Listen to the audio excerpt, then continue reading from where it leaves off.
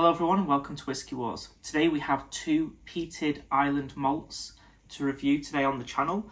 Now, this is the Isle of Raasay versus the Highland Park 12-year-old.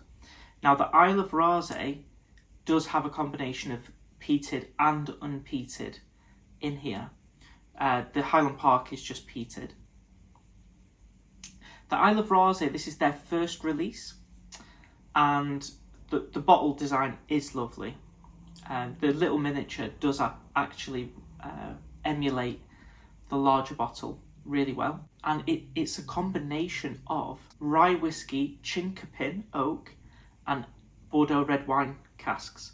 Now, I've never heard of chinkapin oak. So someone, if you do know, please leave it down in the comments below. But I've never had a whiskey matured in that type of cask before. So I'm really interested to try this one. This whiskey I saw popping up in the last year or so, a lot more. So it is a fairly new whiskey to the market. They have since released a sherry cask version of this whiskey, but that is priced a lot higher. That's around £85 in the UK. This is £55, so it's not cheap. Now the Highland Park 12, it's a classic. Again, both these have fantastic bottle designs. They really texture the glass to add these really cool patterns on. Highland Park tend to go for the Viking theme. I have to be honest, I'm super excited to try this. I've not tried it yet. Obviously, £55, it's a significant investment really when you've not tried something before. And it's their first release, could be a little bit young. So let's just see. And this Highland Park 12 has been opened for quite some time, so I'm sure it's not going to be at its peak. Oh wow. Okay. I was saving some for a review in the future. I've realised I've not filmed the Highland Park 12. So this is old. This is an old bottle, and it's been empty for quite some time, so it might not have the same vigour it once had. Actually, given me quite a nice nose initially. Yeah, I like that. I like that. That's it's coming across. I'm definitely getting some red and even dark fruits on the nose. But a nice amount of spice, but it's my sort of spice, which I've not had on many whiskies actually. Usually spicy can be like wood spice. This isn't coming across like that at all. This is coming across very coastal. I'm getting almost like mineral notes, rocks, sea salt on the rocks.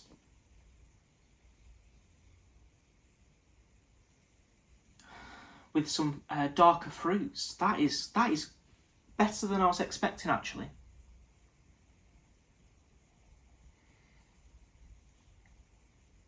I wonder whether that's coming from the chinkapin oak, just because I've not had that type of oak cask before. But then again, it could be the rye as well, because I've not really had that in a scotch before. It's a little bit spicy, but it's a really enjoyable spice. I would definitely describe it more along the sea salt on the rocks, on the coast. Just a real subtle bit of campfire smoke, as if a campfire's been down the coast a mile away and you're just getting faint fumes coming over, but it is adding to the whiskey. Oh, I like this nose. I genuinely like this nose.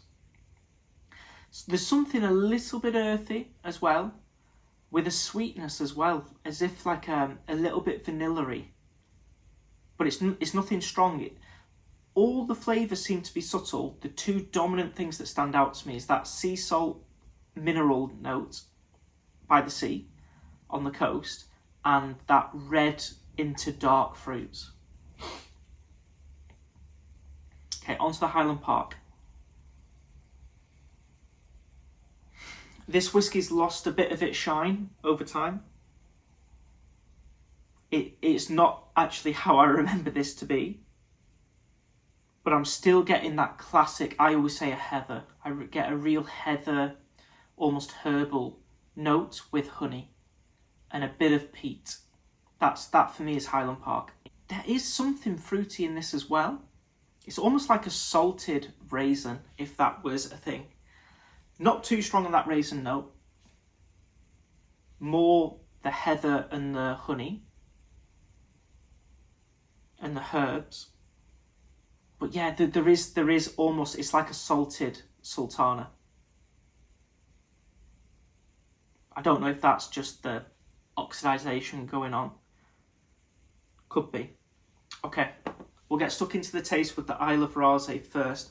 I should also mention the Isle of Raasay is a little bit stronger. The Isle of Raasay is proofed at 46.4%. So stronger than the 40% Highland Park. We'll start off with the taste with the Isle of Raasay.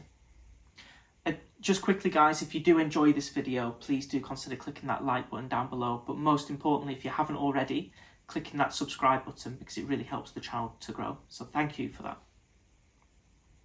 Okay, let's get on to the taste. Can't wait. It's a really exciting nose. I know I've said that before, but I was actually debating.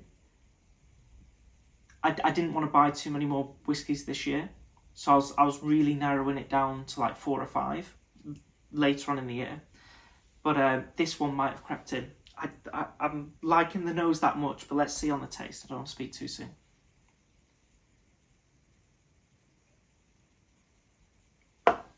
Spicy is number 1. Spice. Now that I'm drinking it, it makes sense. Rye, whiskey, Chinkapin oak, perhaps that's a spicy oak. I am getting a lot of spice off the taste, more than I got on the nose.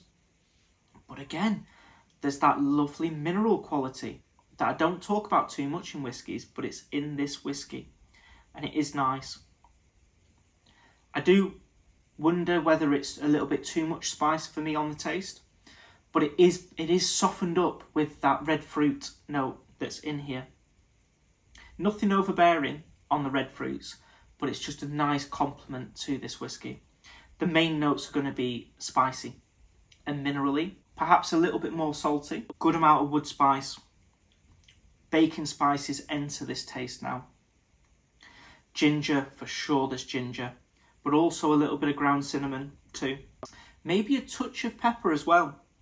I wouldn't say maybe a black pepper, I would say maybe more of a white pepper. Just sprinkled in, a bit of white pepper on here. Overall, I think it probably interests me a little bit more than, wow, this is a must buy. But I'm still a big fan of it. On to the Highland Park.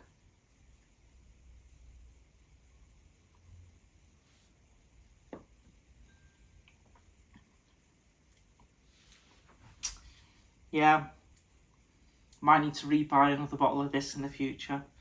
That is nice. I mean, Highland Park 12 is just a classic, isn't it? It's just a classic. It is a good whiskey. It doesn't blow you away, but it's a solid whiskey. A little bit of salt, but also sweet. That honey is definitely present. Just a touch woody, nothing too major. Honeyed wood. A touch of that orchard fruit. A touch of a raisin in there, but nothing really. It's just very subtle. I'd say more herbal, heather, honey. Lovely. More simple than the Isle of Raasay, that's for sure. That goes without saying. But there is 6% difference, and to be fair, the Highland Park, I believe, is only matured in ex-bourbon, although I'm not 100% on that. The Isle of Raasay has 3 completely different types of cask, so a little bit more peat in the Highland Park as well.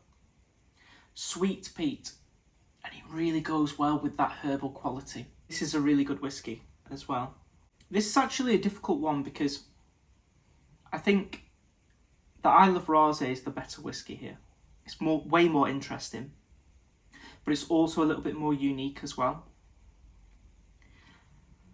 What I would also like to mention though is it's 6% higher in ABV and it has the different cask finishes. That's always going to give you a little bit more complexity and uniqueness.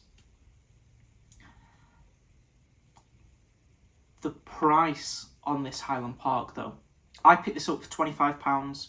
It's now £35 since I've bought it. It's gone up £10, but I'm sure there'll still be sales on where you can pick it up a little bit cheaper. The Isle of Raasay is £55. So you do have a little bit of a decision still to make. The 12 years in the Highland Park, it's certainly a smoother whiskey. Softer and smoother. But for me, this whiskey's really intriguing me. Now I can't screw this cap back on, so I'm going to have to finish this off today, but this is, I'm interested. Isle of Raasay, you've intrigued me. I want to see what else you come up with in the future. So the winner today is the Isle of Raasay. And if you enjoyed the video, liked it, please do give it a like and click the subscribe button down below. That would be greatly appreciated. So thank you.